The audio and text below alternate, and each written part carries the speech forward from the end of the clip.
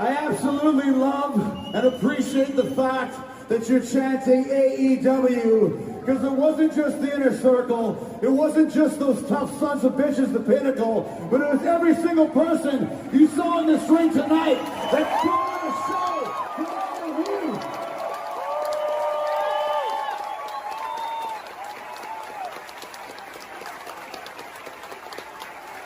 And you guys have been absolutely amazing!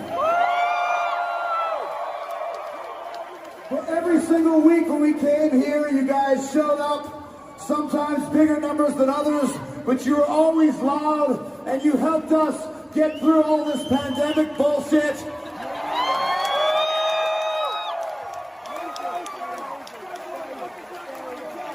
And now that we see the light at the end of the tunnel, you guys are the evidence that we can have fun again! Thanks for letting me mooch off you, by the way. For the yeah, no worries, dude. That was sweet, and it was actually one of the best pay-per-views in a while.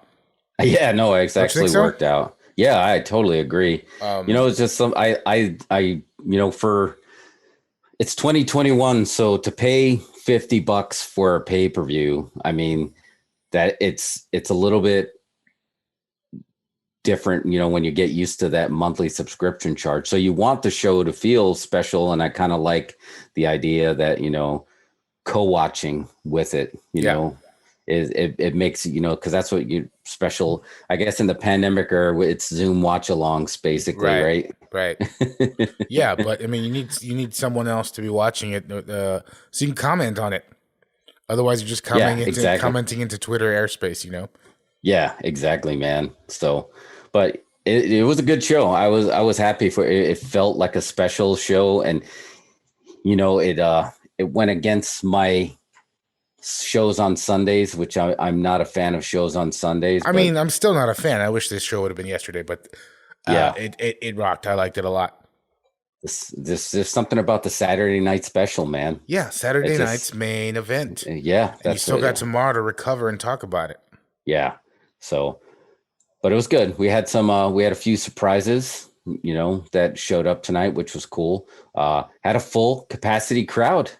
Dude, that was awesome. That felt good. It was great. It was great to see that crowd in there, hear them crowd. And they were up for it. They were live.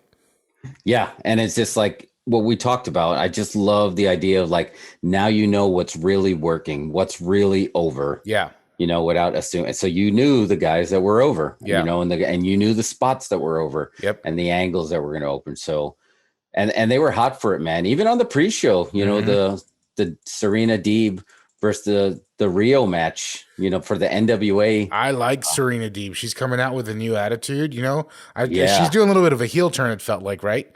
I feel like it. I don't know if she's going back to her straight edge society roots. Okay.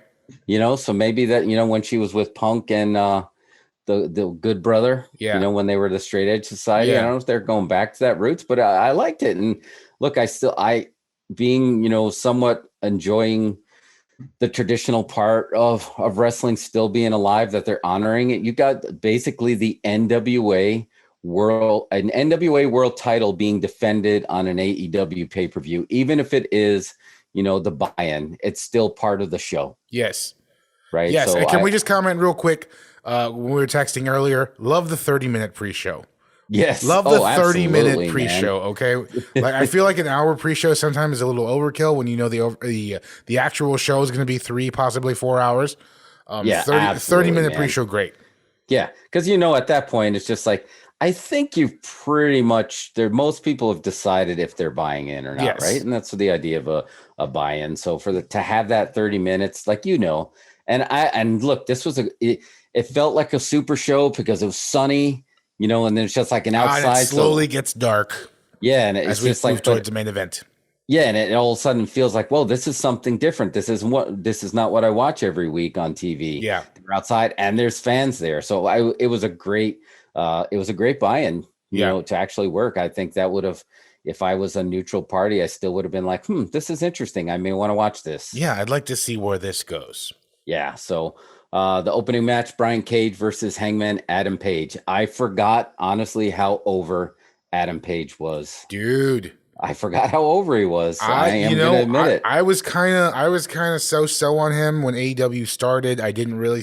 He just seemed like a corny baby face, Yeah. But ever since he did that, ever since he did the demon in the bottle angle, it's like yes. he's just gotten steadily better and better. And you know what was surprising to me? I didn't realize he had a little bit of height on Brian Cage. He did. I did not. Yeah, that was a little taken back because you're so used to them always kind of like when they were with the Elite. Everybody just they don't come up. They don't strike you as giants. Where Brian Cage and the Machine strikes you as a giant, right? Yeah. Yeah. So, to see them coming nose to nose like that, especially when Cage came out, we almost got some Lucha Underground Cage when he came out with that gear. Yes. Yeah. It was just, I don't know. Okay. The gear kind of made me laugh a little bit. It's like, all right. But yeah, so, what's his name? So Page got the win with the buckshot lariat 1, 2, 3. But it seems like they're starting to set up with a Team Taz. With a little dissension in the ranks, right? You didn't have Ricky Starks came out. He's done with his obsession with Darby Allin. Yeah. He's just go with Ricky Starks is going to come out. He's like, I don't know what he's going on. Well, what's up with Brian Cage? Yeah. And my son Hook was out there. But yeah, it looks like Cage is about to get a single run. Yep. And they turn on babyface. It looks like. Yeah, and look, it's probably for the best. I mean, I like Team Taz. I think Taz should always have a group of shooters or badasses that have that, like, the Red Hook Brooklyn vibe. That's totally okay. And look, Cage had that, but I think that they can get a lot of mileage out of that Team Taz basically going after Cage. So yeah, no complaints there.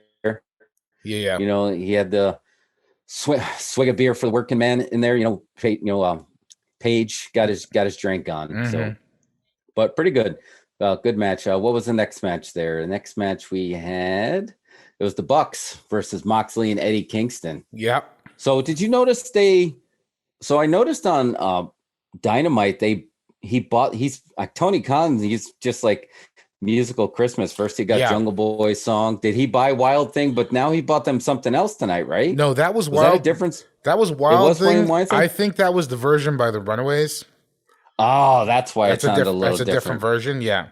But the crowd was so into it and yelling, it was hard to tell. Tony Khan's onto something, okay? If they've got that TNT money, if they've got backing, or I don't know if they've got connections to, everything's a conglomerate, right? So if you've got connections to maybe possibly getting some music, that makes a huge difference. We just saw like the other day on the Ultimate Warrior docs where they were talking about the music really got him over. The music was amazing. And when you drop that super familiar music cue, that you can only do at an indie show, but now I licensed it. You know what I mean? So it's like I can do it. So it's like it's huge, man. It really gets a crowd. You could tell Mox when he came out, he was amped up. Oh yeah, he really was, and he was eating it up, that music. If they know the words and they can sing along. Tony Khan definitely does the opposite. Vince does they're singing along. Well, we're going to have to change that music, pal. We can't have them singing along. Mm-hmm. Where Tony Khan actually wants to encourage them to have the sing along. And why wouldn't you, man? It's just like the first live crowd back. You want them swaying in the motion like that. So that was great.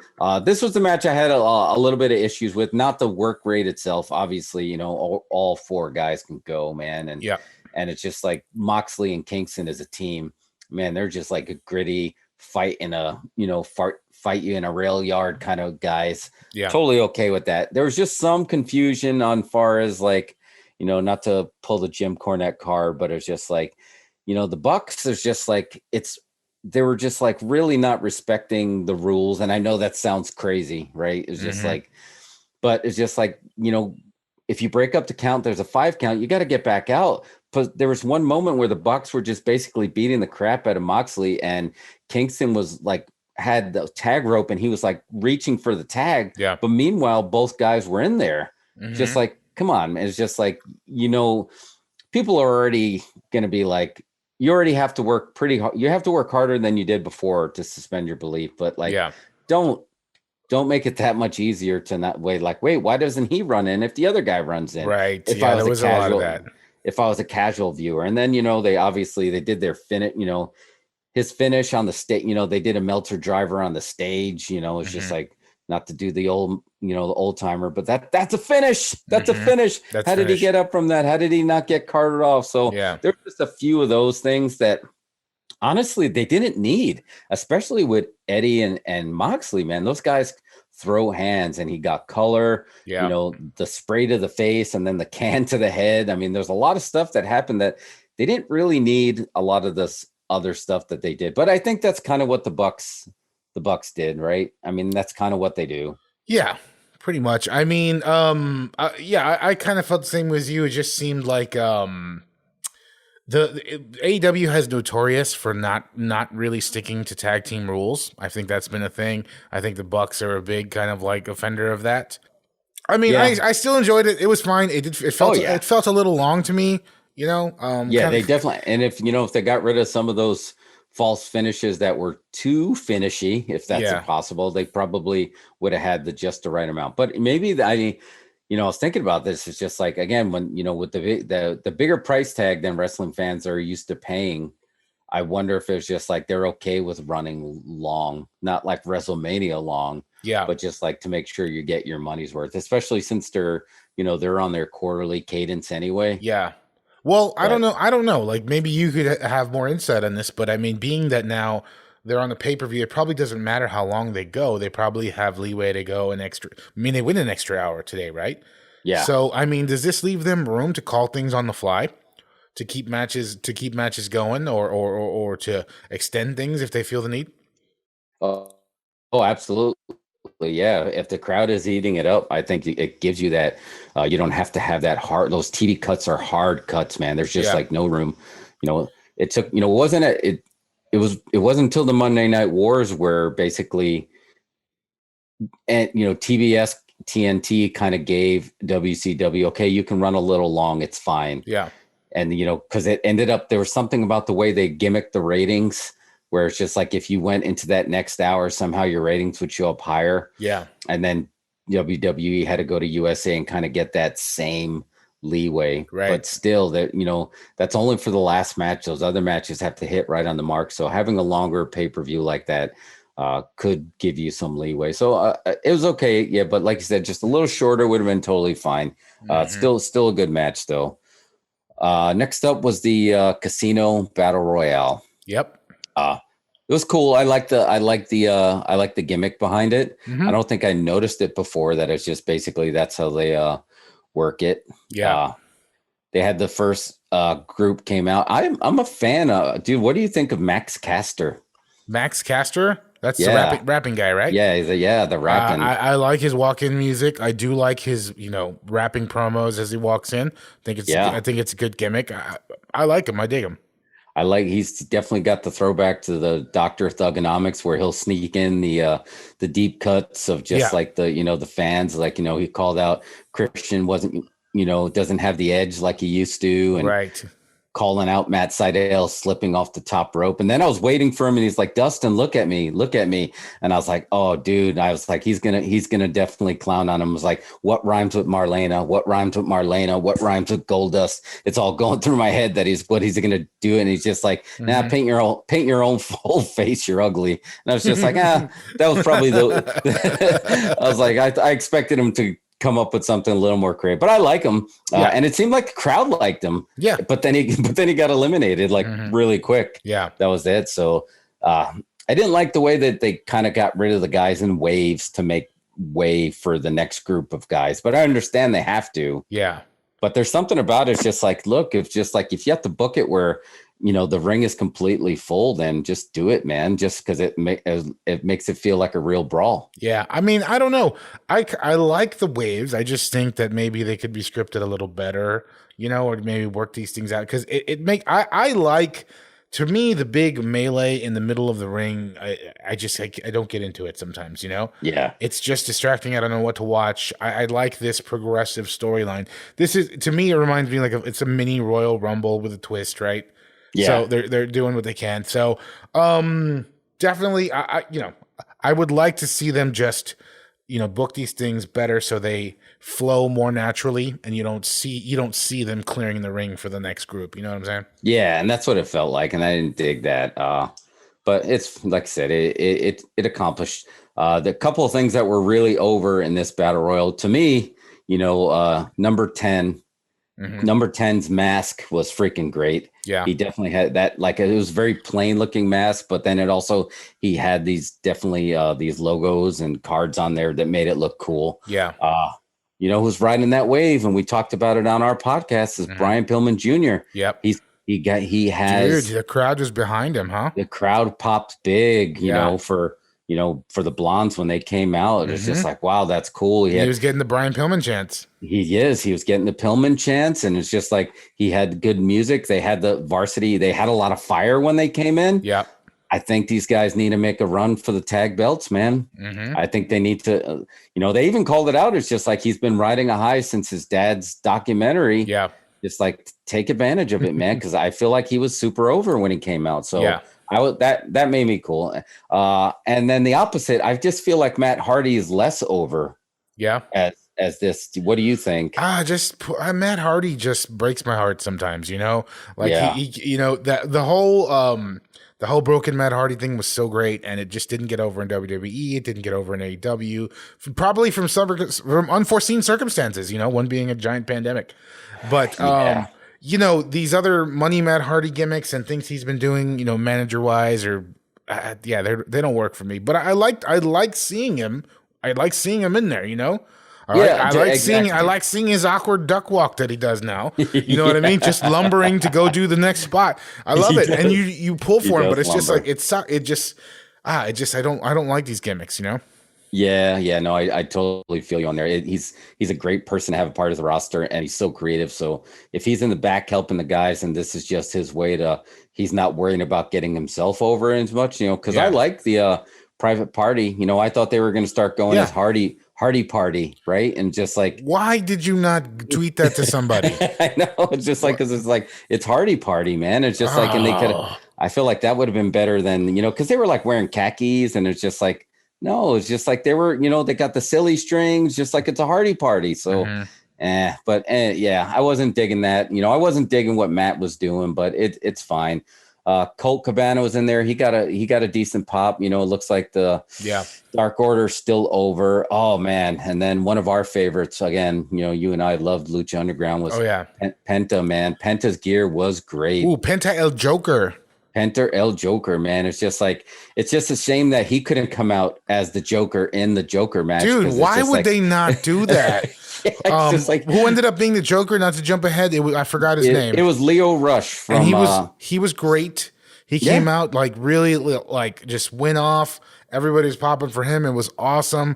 But you're right, Penta El Joker as the Joker should have been the way to go. Come on, man. Yeah, because I understand they wanted to have the surprise for Leo because just like he had weird heat when he was in WWE NXT, and that everyone got to see what he can do tonight. And he got eliminated, and it didn't make him look weak. He definitely is over. Yeah. So it'd be interesting to see. But I think he could have came out in one of the waves and been fine. Yeah. Especially since he wasn't winning it anyway. I think it would have been fine. But obviously the most over in this match was, again, to no surprise, he licensed the music to make him over, was Jungle Boy, man. Yep. Wow, Joker, he was a Tony Khan's like, we got the music, we paid for the music, all right, let's give him a run. Yeah, that's just like totally make it worth it. And it was. He is so over. The crowd. Oh yeah, they love him. Crowd love. And it's been a long time coming. I mean, it's been 3 years now almost of AEW. I was commenting earlier. It's like I think Jungle Boy is the only one I can see that's been in all three casino battle royales. Oh, you're right. Yeah, because I feel like he won another tournament that they did to give him the title run. So yeah. I don't know if it's I don't know if they need another belt or what they need is just like to keep him over. They need something to keep these guys like that are over, but they can't get a title run yet. Cause I can't see him getting the title just yet. Yeah. But he needs some big wins. Yeah. He's winning. So it's fine. I know that's not a big win is winning the casino battle royal, but I just need to keep him. He's got a title match coming up. Yeah. And then the crowd honestly started to turn on Christian. I think they were worried that Christian was going to get the get the nod, and I don't think they wanted that. Yeah. Which is very telling, right? It's just like, because I know Edge had a little bit of his issues too, where you got the nostalgic pop, but these guys they still get over. But what do you do with them? To keep them over? Yeah. Do you do like what they're doing? And we'll talk about that in a little bit with Sting, where it's just like he's still continuing to help get Darby over, and he still makes appearances. Or I mean, are you legitimate title runs? I mean, I don't know the best way to do it. Or you start like just a blood feud. Well, I don't think it should be title runs. I think that's not. It was a great finish to that match. I mean, we haven't gone through it all, but I don't care. But like we just, it was an awesome finish. I think so. I dug it. I dug the friggin' the little Matt Hardy double cross. Yeah, that was cool. Just awesome. And then they booked it. They book it right. They do. They tell a good story, and they let Christian still look strong. He had the limp, right? He had the injury. So, wasn't fully beaten. I don't know. It was great. Yeah, no, I totally agree with you. It's just like by doing it right and having Jungle Boy go over, it made sure that the crowd did not turn on Christian. Yes. And then he realized, oh, okay, he is getting him over. And even when he came back in, it's like, go there, win this title now. Yeah. That was just like, okay, yes, he is trying to get, he's trying to get Jungle Boy over.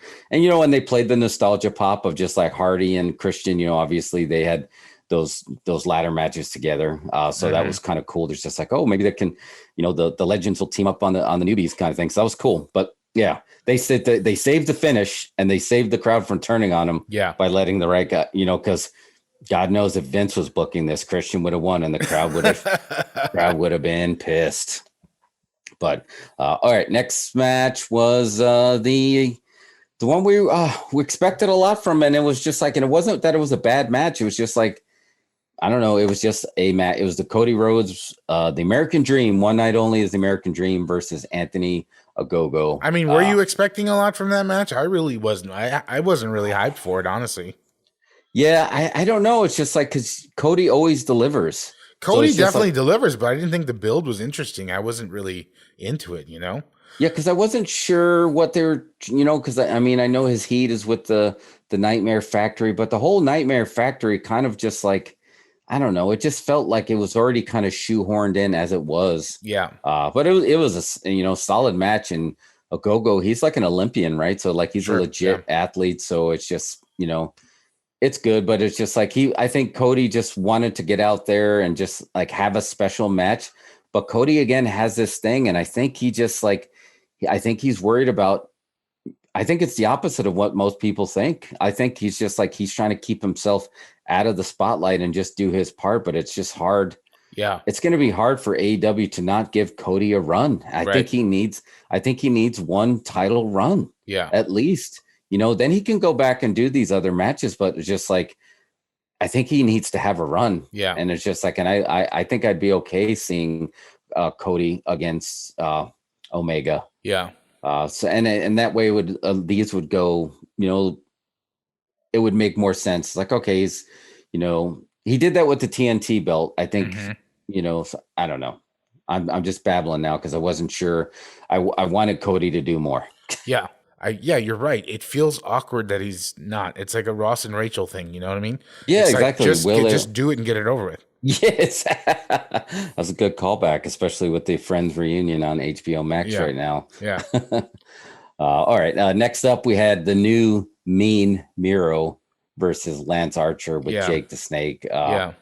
He's no longer Minnie Mouse Miro. He's no longer blonde hair Miro. He's Mean Miro. He's the old Rusev, and he's coming, obviously he's a freaking crazy good athlete, and he got some heat by punching Jake in the stomach at a weigh-in. So I expected these guys to have like a hard-hitting match. Both of them could hit hard, and Miro got the win. He needs to keep the win. They need to build him up as a monster. Yeah. Two things. He really works with that belt. Yeah. I think he needs it, and I think he needs to keep it for a while, so when he does lose it, it actually means something. Yeah. The two things that I noticed in here is Jake's run-in with the snake bag, and then Miro somehow got the bag of the snake, and he like shook it and like threw it. Okay, did you like wince when he threw the snake?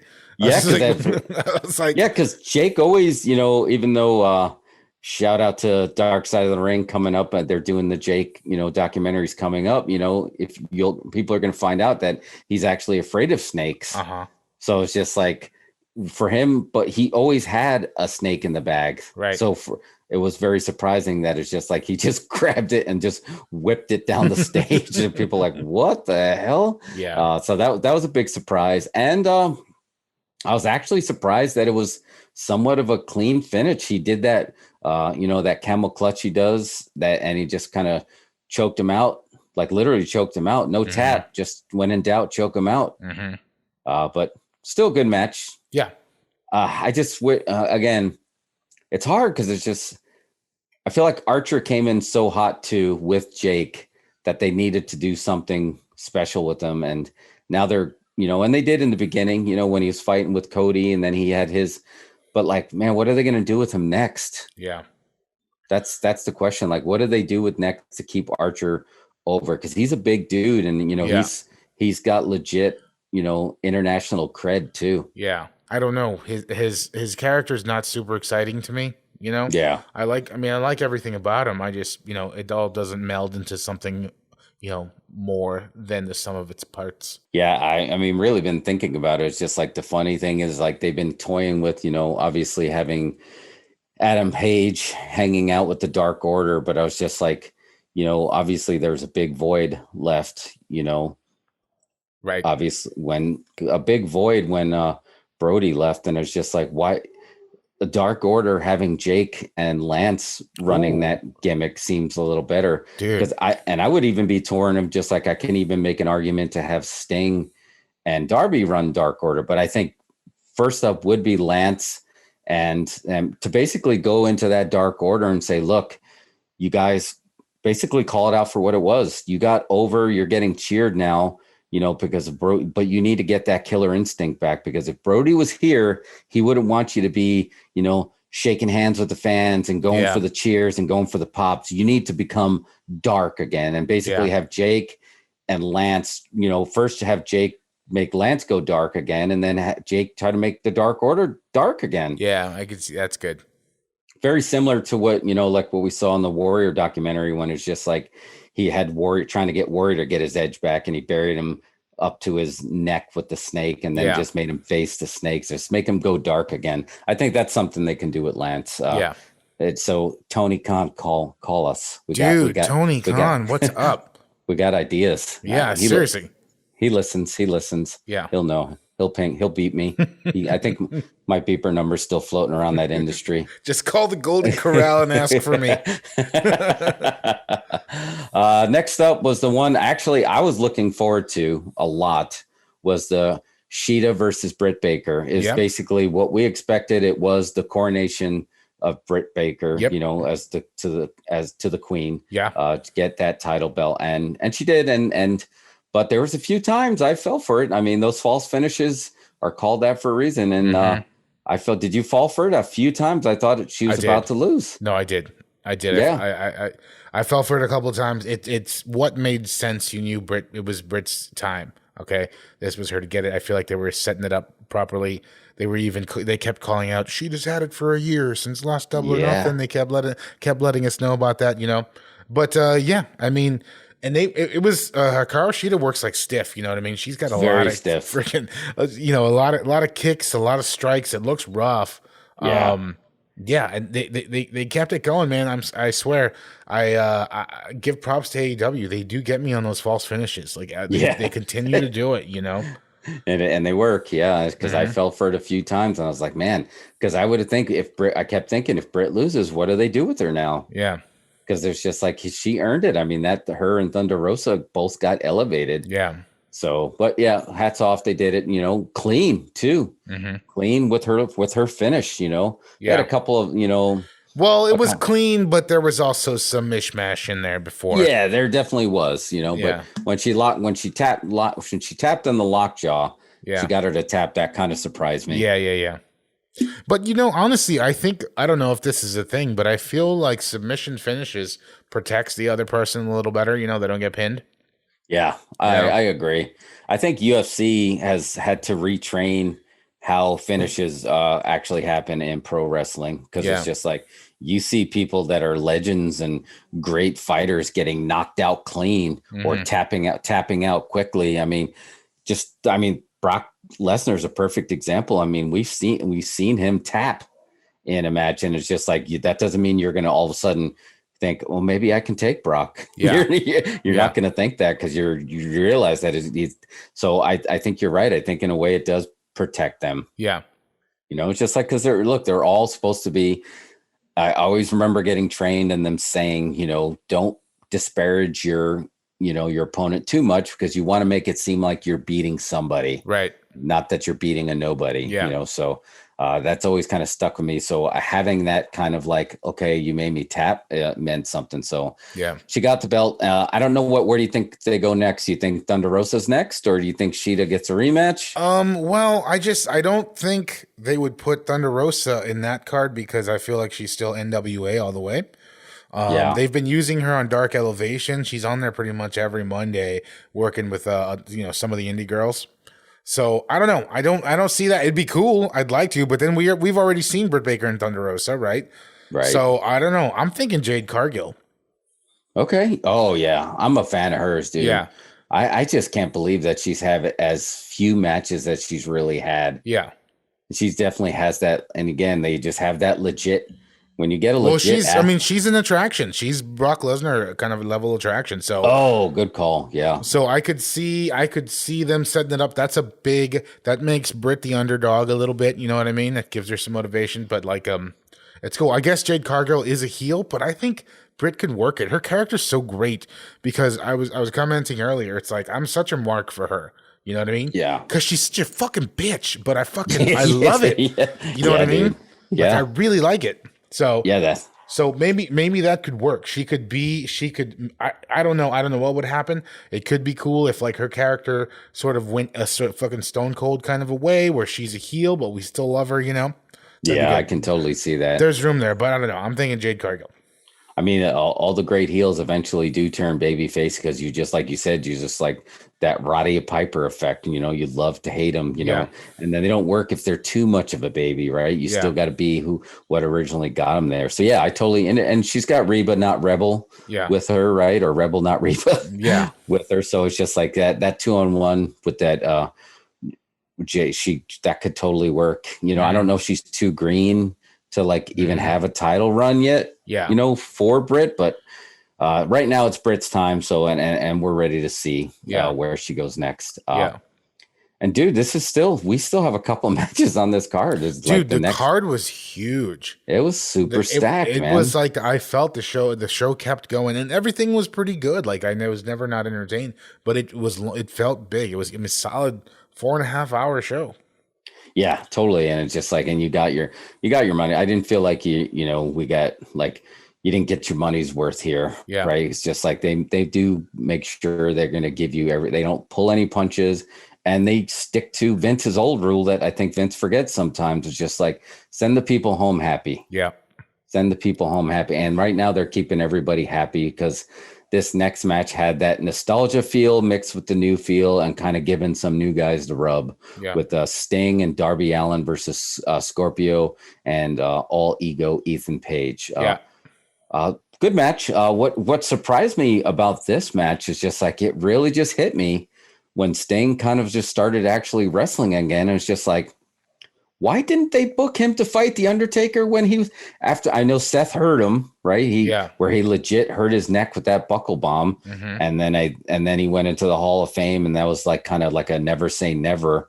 But like, why wouldn't he? Clearly can still work. I mean, last time I wasn't sure because it was a cinematic match, right? So you weren't sure what was going to happen, but this was a legit match in front of the live crowd. And, he was doing planchas, and he had the Stinger splash. I mean, other than, you're clear he's not like jacked like he used to be. And his, his hair, he has the, everybody over 40 has that weird thing with their hair that you need to tell them to stop putting hairspray in it, because you get the Matt Hardy Christian Sting thing where all of a sudden it's just like, all of a sudden it's standing up like barley or something. It's just like they need to stop doing that. But Sting could still work, dude, and I think they missed an opportunity. Good. I was wincing when they were dropping him every time. Yeah, I totally agree, man. Because you're just look. We saw that buckle bomb didn't look anything that bad, but I mean, it was enough to take him out. Yeah. So for him to be going with these guys, it's just like, but he definitely could have did a match with the Taker, but that's another show. But he did great, and you knew the only thing I would have said different would have maybe somehow did different is just making sure that Darby got the pin, but they went for Sting is I think Tony Khan's favorite wrestler is from what I read. Oh, is that right? Yeah, so it's not like people were and look, I don't think Scorpio or a Page is going to be no, I don't want to put Sting over. Yeah. Right. It's just like, because you still had Darby in there and the match was entertaining. I would have thought maybe they would have made sure Darby still got the pin, but yeah. Everything looked legit. I didn't feel like it was a little slow, obviously. He's an old dude, but like everything worked for me. Yeah. Yeah. Good match. Darby's still way over too, man. Yeah. I was curious because it's Darby the director. Yeah. Yeah, man. Yeah, he had definitely had one of his it's Showtime, right? He did one of his shorts that he put in there. Yeah. They're nice, man. They're clean. I like them. Yeah. Yeah, I don't know how big he is, like legit, like right. I don't know how he is because my son like noticed. He's like, man, Sting looks like a giant, right? And it's just like because I don't think those guys are all very. Sting came from that land of the giants, right? And I don't know how big Darby is. If he's just like a skate or die dude, that he's not big. Obviously, he can take some pain. Yeah. So it's still. But yeah, still solid match. What do we have up next? We had it was co-main event, so this was the first of two. We had the heavyweight championship match between Omega, Orange, and that bastard Pac. That bastard. Yeah, man, those guys hit each other hard. Dude, I'd been thinking about this match all day because I watched. I caught up on Dynamite earlier in the day before going into the pay-per-view. I'd missed the Friday one. And that moment, there was a moment in the show where Orange Cassidy held up the AEW title belt and they started playing that fucking song from Fight Club. And like, it was just like, oh my God, I think that if this happens, the world will just explode. Yeah. It was like so great. And I think the way the match went, they knew that. They knew people felt that way from Friday, Yeah. Oh, hands down, dude. I think you called it. You said the world and the couple of false finishes. Yeah. When I thought Orange was going to take it, that place came unglued, man. Oh yeah. Yeah, he did. I mean, he got a big pop and it's just like, okay, Orange is still over. Like, cause I was just curious who's going to be over. So you were right. That would have if he would have got the win at that moment, man. Because even when he did it, and it was like 2 3/4, that place still popped hard for it. Yeah, that last false finish was. Oh yeah, man! Just like that was very, that was very Dolph Ziggler when Ziggler cashed in his Money in the Bank. It had that vibe. Yeah, and I love it when I fall for it. I gotta admit, I love it, and I fell for it. I was like, holy shit, they're really going to do it. And then through my head, I'm like, maybe he's already got 3 other belts. So they'll let him drop the belt to Orange. And I was like, wow, they're really going to do it. I was in my head, I'm justifying, no, it'd be good. Jungle Boy and Orange Cassidy would be great. They'll just do it like this. You know what I mean? It's like, but like, yeah. Dude. And thank God they changed Orange Cassidy's song. Oh, yeah. Oh, thank God. Again, the music. Yeah. It's huge, and Tony Khan is doing something very interesting. It's that feeling, and if you go to indie shows and you hear the unlicensed music or whatever, it helps. It's cool, you know what I mean? Oh, it's very familiar, and he's taking those. I mean, shit, it's very just James Gunn, right? I'm just taking actual music cues and just licensing them and use them. You know what I mean? Yeah, good call. Because like. When he walked out to that music and his hands in his pocket, it was very like lackadaisical, and he felt it, and he created the vibe of like when that song came out. Yeah. He just created that vibe. He created that moment, and just like, and that's what's going to help you. I've always said that, songs are bookmarks in time, right? When that right song hits and you hear it, it'll take you back to a moment of time in your life, whether it's good or bad or indifferent or a movie or something. And that's what's happening here, whether it's singing along to Jungle Boy song or, coming out to this song that, Orange has now. Oh man, it's just working for me. Yeah. It's great. It's great. It's not working for me. What's not working? All these bumps to the back of their head, these dragon whip suplexes and the full Nelsons on the back of their noggins, man. It's just like I wince every time. My two least favorite moves to watch, and I wish they would ban them, is just like that reverse Frankensteiner, the reverse Hurricane Rana, where you basically have to try to do a flip backwards and then you land on the top of your head like a nail. And these dragon whips, these ones that Omega are doing, man, when he just he grabs him, he whips it. And then ironically, that bastard Pac, he does the same thing. Yeah. And when I thought they were going to do it off the top rope, dude, I got up and I started pacing, because I was like, this is not good. You can't, it is so hard to safely land on the back of your head. Yeah. You can safely land on your back, but to safely land on the back of your head, you're talking milliseconds of just from disaster. I just don't like seeing them, man. It makes me wince. Yeah. Because it's the stuff that it's just that's as real as it gets, man. To me, it's just that'll hurt. Yeah. I don't know if you can, do you notice when those moments happen, do you? No, I mean, too? I don't see it the way you do. I don't. Never being on the inside of it like that, I don't see that stuff.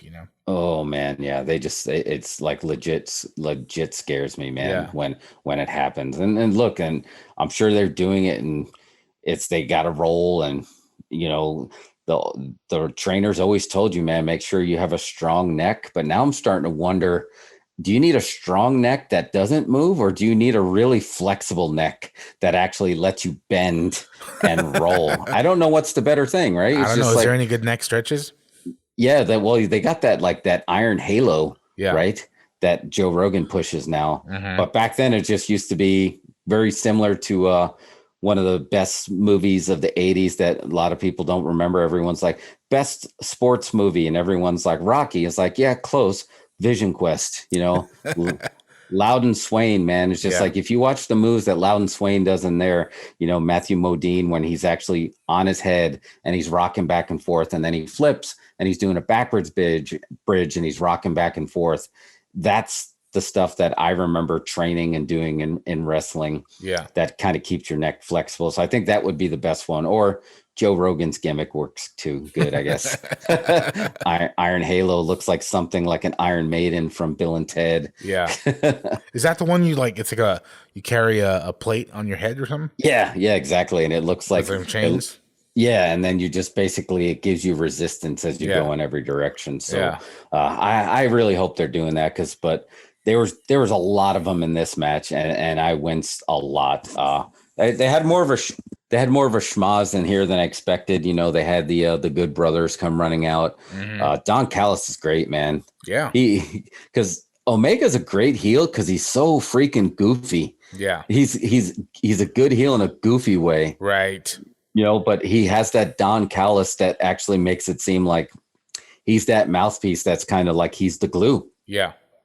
So that makes him work. So they had a couple of those false finishes, having Don Callis on the mic, and then here you heard him say shit, and then he kind of got up and ran to the crowd. Ran to the ring. That was cool. Yeah. I dug it. But that's when they had that great finish. You fell for it too, right? With Arn, it fell hard. Yeah, I fell hard. I was they're doing it. They're gonna do it. They're gonna do it. Yeah, it'll work. It'll make sense. Oh no, wait. I'm out of never mind. Dude, because when Aubrey came running out. I know when Aubrey came out, right? Yeah. What a huge pop, because then people are like, yes. And it's just that's when, I don't care if they're doing it in a non-traditional way.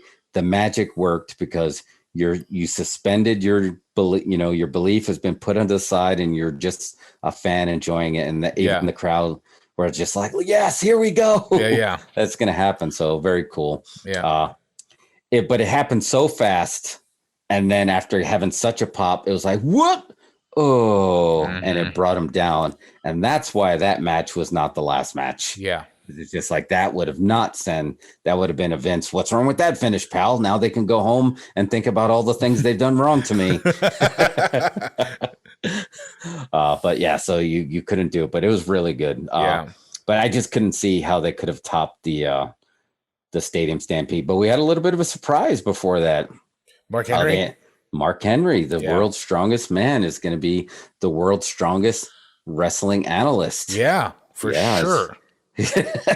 Hands down, because he's just like, he's going to get his he's great on Busted Open, so but this one really surprised me because he always kind of struck me as a WWE company guy. But then the more you start hearing him on Busted Open, you realize that he's kind of looking at the sport as a whole. So now it's just like, and the AEW checkbook is opening up. I mean, they're expanding now. They're moving to a new network. They're going to add another show. They're doing good, and it's adding some legitimacy. And honestly, look, it's just like, here's the difference. What WCW, when they were taking WWE guys, is the difference is they were putting them right in their top of the card. Here's the match, and like some of these guys, like they took Big Show, and I don't think Big Show's ever going to wrestle.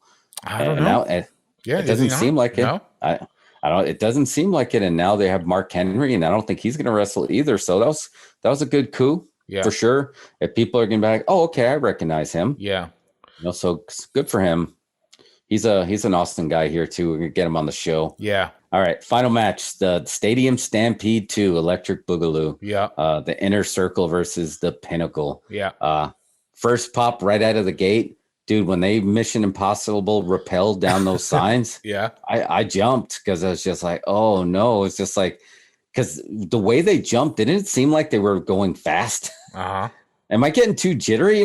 It's just like, am I out of it for so long? Because I was like, whoa, why is he going so fast? Oh man, it's just like, I don't know. It's just like to have all 5 of them rappel down like that looked really cool. What a great visual. That was awesome.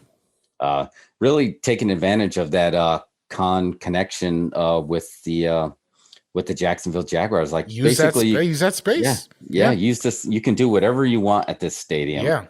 The rumor was this was going to be a little less comical than the last one, and there was still some comedy in this. There was still some good comedy. They had the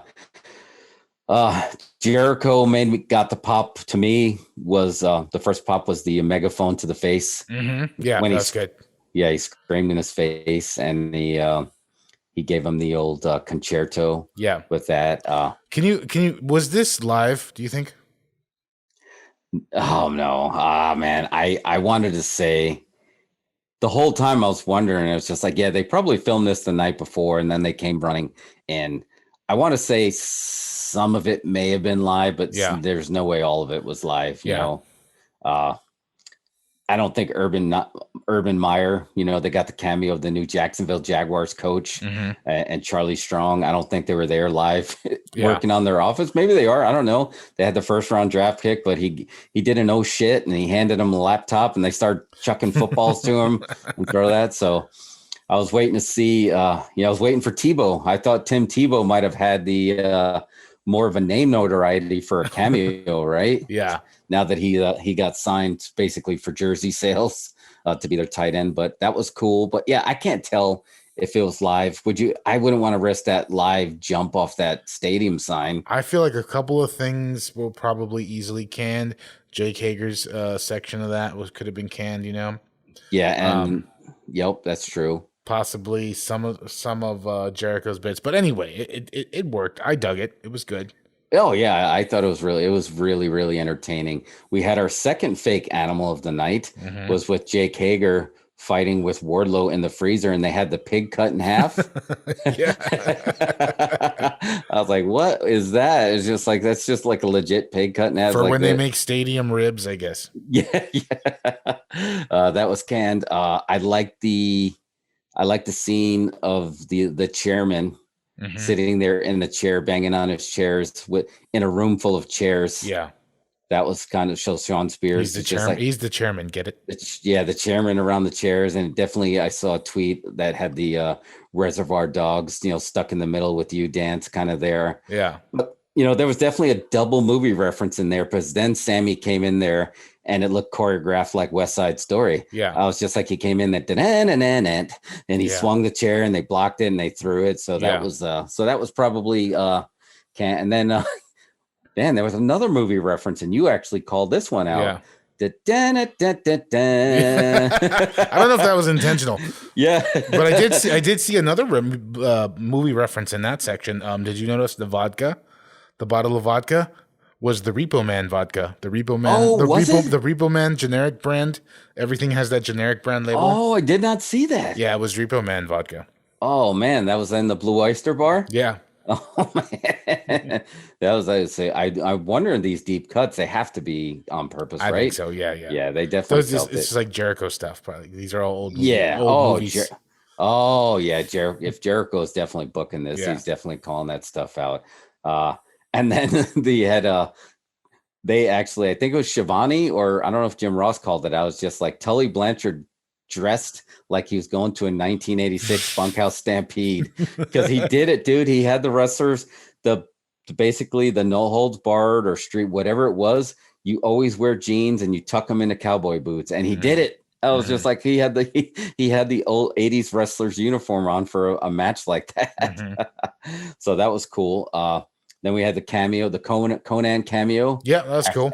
Yeah. After they had the toasts, we were just talking about the Conan podcast. Can't wait to hear about that on the podcast. Yeah. Yeah. So that was cool. What else happened in there? What really stuck out to you in those matches there? In that match?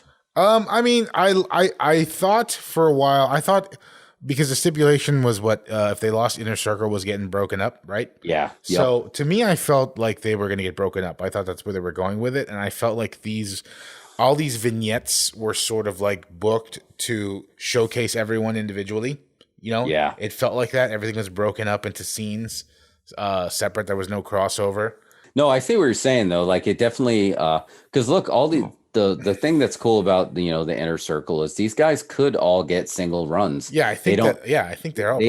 They don't get lost. Like I would even argue the Pinnacle could basically have that they kind of meld together where they can easily get lost in that, or just feel like they're all one unit where the Inner Circle feels like these separate entities came together for this common cause, but they could easily go their separate ways. And you can see Santana and Ortiz, wrestling by themselves, doing the same gimmick. Sammy, Hager, all doing the same thing. And obviously Jericho. So, but they definitely highlighted Sammy's parkour skills. It's just like a few times I was like, he had some legit parkour where he was doing a few jumps, a few rolls in there. You could tell Jim Ross is a fan.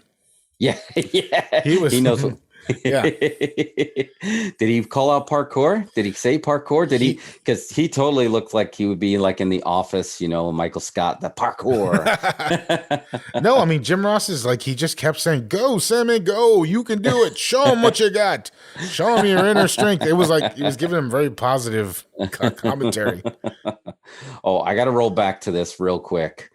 Did you notice that Jim Ross kind of, there's a little bit of controversy last week where Jim Ross basically said Randy Orton, he feels like is the best wrestler in the world. And a couple of AEW guys took, exception to that. There was one desk segment where basically he was like, with, Kenny Omega being the best wrestler in the world, he like felt like that was his like hidden apology for that. I don't know if you caught that or not. I did get the sense where he was trying to explain something, but he was trying to lay out his feelings or his opinions about Kenny Omega in a awkward way. So anyway, I had to throw that back in there. What else that really stood out to me? Because what really did surprise me is they worked their way back to the ring, but not before we had a few more cool Jericho spots.